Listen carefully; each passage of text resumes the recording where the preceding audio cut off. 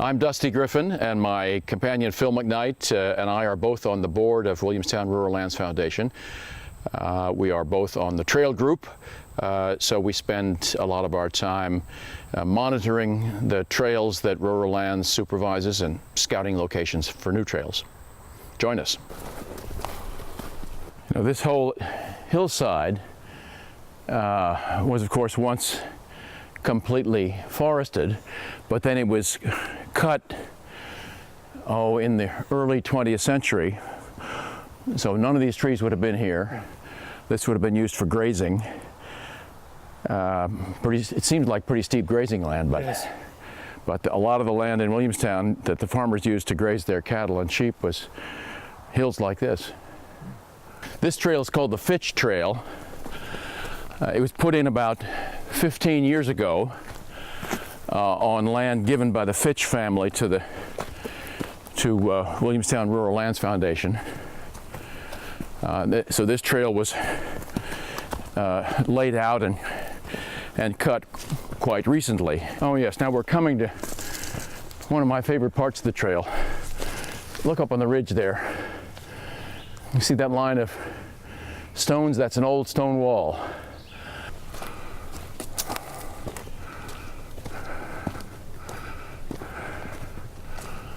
Yes, there it is. That's the remains of what was once probably as high as the wall is over there to our left, separating two pieces of property.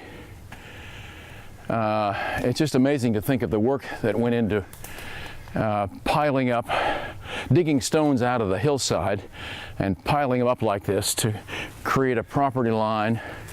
But it's a very, very concrete reminder that there were people here before us long time ago using this hillside for agricultural purposes. If you look at old photographs or old drawings of Williamstown from the middle of the 19th century, and you look up at the hills all around the town, you don't see what you see today, which is the tree line coming down virtually to the valley floor. You saw pastures more than halfway up the mountains all around because that land was usable for grazing. Now here we're already into a different kind of forest.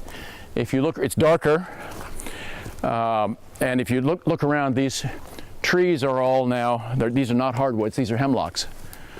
And we're moving over to the north face of this hill. A characteristic of the hemlock stand is very, very little, if any, undergrowth. They just shade out anything else that could possibly try to make a living here. This is typical in the woods too. This fence was designed for sheep. You can tell by the size of the opening. A sheep cannot fit through it, a rabbit could. The local name for it is Page wire. I think that the Page company must have made that fence. And you can see sheep fence like this in the woods all around Williamstown in some of the outer trails, left over from the days when this was used as grazing land. How everything has changed again. More light, more green, fewer hemlocks. We're back in the hardwood forest. With ferns everywhere on the forest floor. We are quite close to the top of what the maps will show you is the true Bee Hill. It's just a little hilltop now. Apparently it's got its name from very early settlers, early farmers who came through here, farmed the area around this little forest. Didn't farm in here, as far as I know. Might have grazed in here. And early settlers and early farmers noticed that there were an awful lot of bees in here. The bees were attracted by these big sugar maple trees, and it's been called Bee Hill ever since.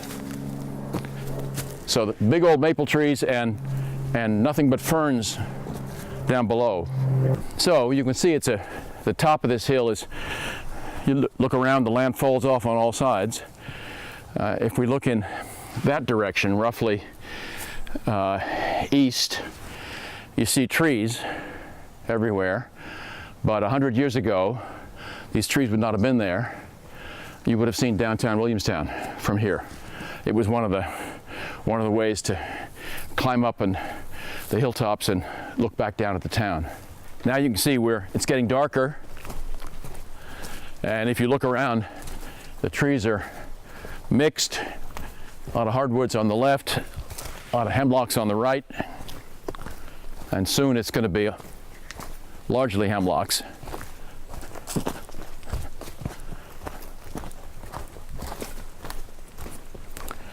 You can see to the right there again the clear understory, nothing growing on the ground level. Hemlocks were of interest to early settlers, not because you could cut them down for timber, but because you could peel the bark off and extract tannin from the bark, and tannin was used in the tanning process to soften animal hides to make leather. So there was a lot of these are very old hemlock trees. Many others would have been cut down in order to harvest the bark. And here we're at the intersection with the Brooks Trail, which heads up and down Flores Glen either direction. As you look up this way particularly, you can see it's a little bit, looks like it's a little bit wider. The current name for this area is Flores Glen, but I've done some research on this area. I once gave a talk on the history of Flores Glen and found that when the farmers first settled around here, back around 1800, they knew about this narrow, wooded, rather forbidding section, which they couldn't make much use of. They called it the gully. It was simply it separated two settled farmed areas. There was one of the early landowners around here was called Thomas Melody, and I've seen in some old histories of the town that an early name for this area was in fact Melody's Gully, as if maybe Thomas Melody pronounced his name Malady, and this stretch of the brook flowing through this steep-sided valley was called after him.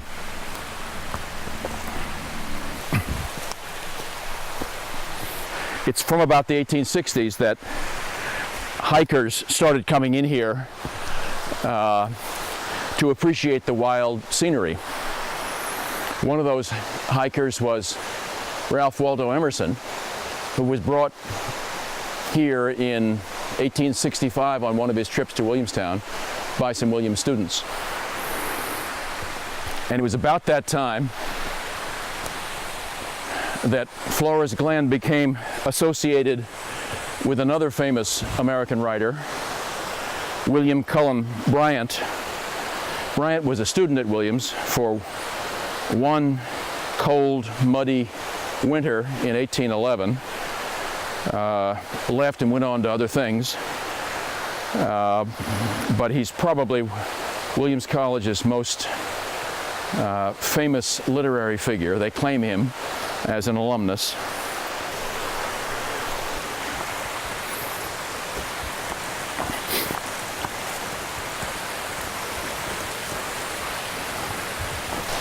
This trail is called the Brooks Trail after RRR Brooks, who was dean of Williams College back in the 50s. He lived down at the bottom of the glen, and it was he who reconnected some old woods and farm roads at the bottom and top, creating some new stretches of trail like this one.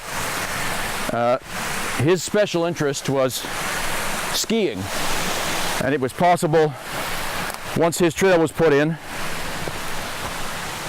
to ski from Petersburg Pass all the way down to Bee Hill Road, down at the bottom. Here, by the way, is another trail intersection.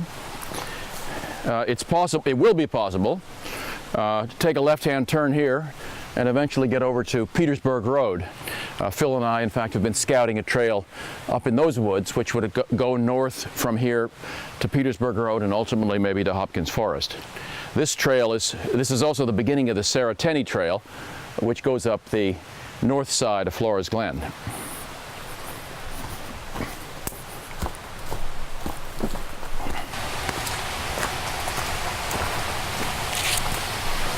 So we turn uphill here to return to, there's the sign for the trailhead.